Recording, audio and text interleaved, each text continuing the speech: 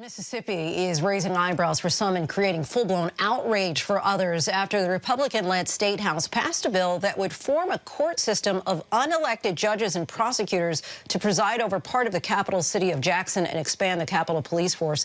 In short, instead of giving the city's majority black residents an opportunity to exercise their voting rights to elect judges and prosecutors, the power would fall to government officials. Joining us now is one of the biggest opponents of this legislation, Mississippi House Minority Leader Representative Robert L. Johnson III. Representative, thanks so much for joining us tonight. Thank you for having me. So I want to start by reading part of your joint statement about these bills. You say HB 1020 and SB 2889 are an insult and a distraction, taking power away from the citizens of our capital city while we waste critical hours sitting around and letting hospitals close and our people die. You go on to say these bills are what modern-day Jim Crow looks like. Explain to us how this bill even got this far along in the process to begin with. Well, we have a majority, a supermajority-led House and Senate and a Republican governor. And as I described them from time to time, they are kind of new to this process, and they don't have any respect for the rules, procedure, or the tradition of the legislature. And so we don't even, there are even opportunities to debate some of these issues. They've just decided that they're just going to run roughshod over the whole process and have what they want. All right, so just break it down for us in layman terms. If this were to pass, what would this mean for the black residents? Well, they would essentially have judges who would be appointed by a Supreme Court justice who was appointed by this very governor that is engineering this effort. They wouldn't have any say-so in that judgeship, those multiple judgeships, and so those people would answer to no one who lives in Hinds County. Not only would that judge not be elected, that judge could come from anywhere in the state.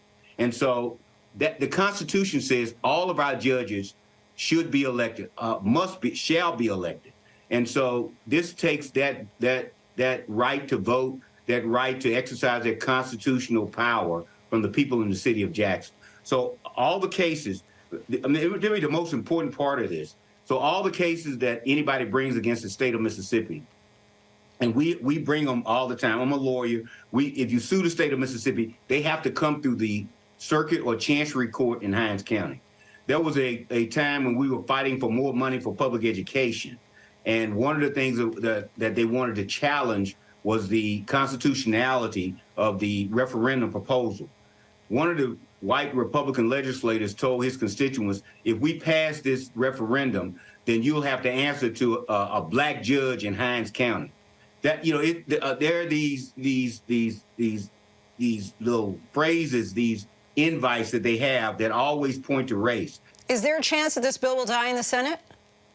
There is a chance the bill will die in the Senate.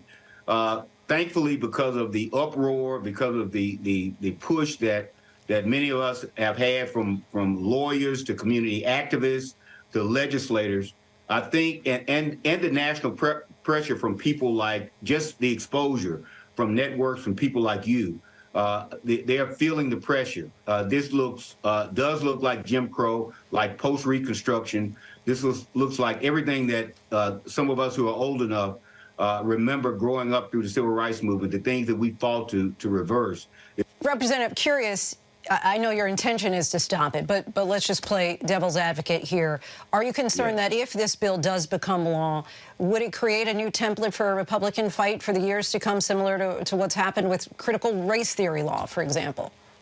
Well, yes. Look, we tell people, we've been telling people all over the state, this is not a Jackson problem. This is a Mississippi problem. If they're going to do it to Jackson, they'll do it to Greenville, Greenwood, anywhere they want to go. They want to create a city within a city that just serves a particular segment of the population.